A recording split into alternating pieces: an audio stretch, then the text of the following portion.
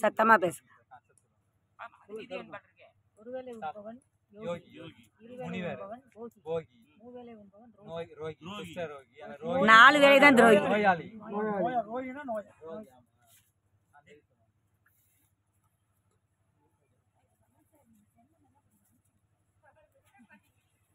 அன்பு அன்பு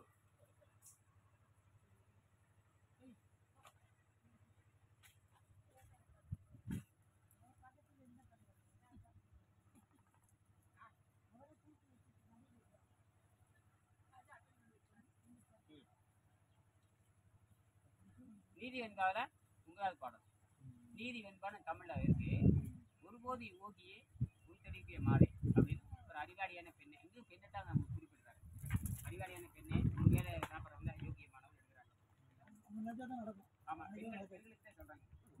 ஒருவேளை யோகியே உள்தெளிவிய மாதே மாதே ஒருவேளை சாப்பிட்றவங்க தான் ஒழுக்கமானவன் யோகி.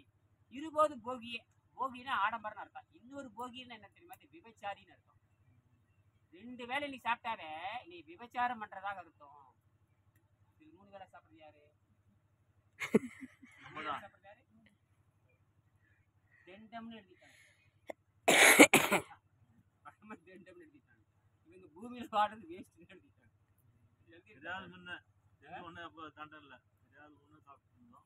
ரெண்டு வேளை சாப்பிட்டாவே விபச்சாரம் பண்றதாக அர்த்தம். போகினா என்ன தெரியுமா அர்த்தம்? இன்னொரு அர்த்தம் விபச்சாரம் பண்றான்னு அர்த்தம். போகினா பணக்காரன் அர்த்தம். போகினா ஆடம்பரம் அர்த்தம். இன்னொரு போகம்னா நெல் விளையிற அர்த்தம் இருக்கு. போகம் போகம்னாவே அதிகப்படின்னு அர்த்தம். என்னது?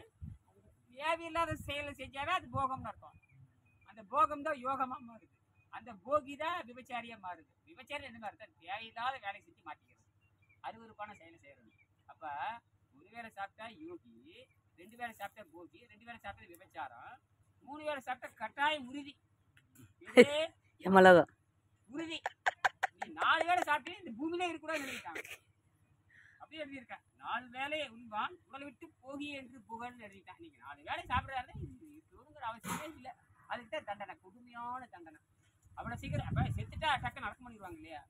போட்டு வறுத்து எடுத்து புரிஞ்சு எடுத்து சொத்தை காலி பண்ணி, இல்லதே சொத்தை காலி பண்ணி சாகிறப்ப 50 பேர் துடி துடிச்சு ஆகணும் இல்லையா? அதெல்லாம் பண்ணி வீட்டில் உள்ள ஆஸ்பத்திரியில் கிடந்து நூறுலாயி அங்க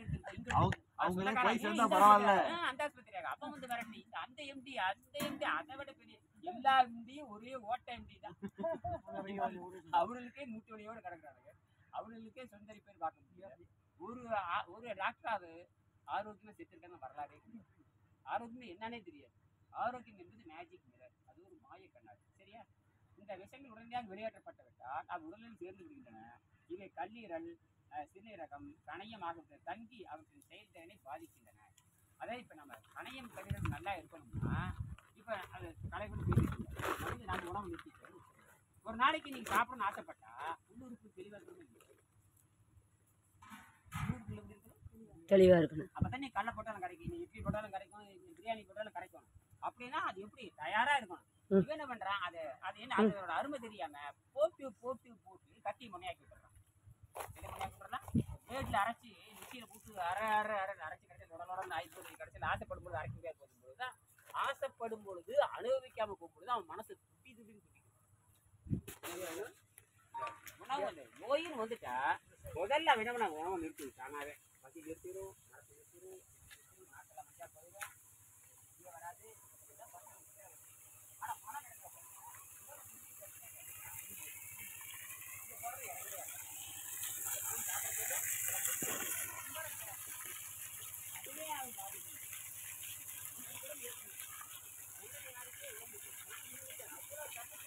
ஆற்று நீரை சேமித்து வச்சு சுற்றி ஒரு குளம் மாதிரி அமைச்சு இந்த தோட்டத்தில் வர்ற மக்களுக்கு நல்ல ஒரு நீச்சல் இது பண்ணுற மாதிரி சேமித்து வச்சுருக்காங்க. இவங்க தான் க்ளீன் பண்ணி நீர் மருத்துவம் பழக வர்றவங்களுக்கு இங்கே ஒரு சித்தர் குடி அமைக்கிறாங்க. ஒரு சித்தர் பெருமான் வாழ்ந்துட்டுருக்குறாங்க சத்தியமங்கலம் பக்கம்.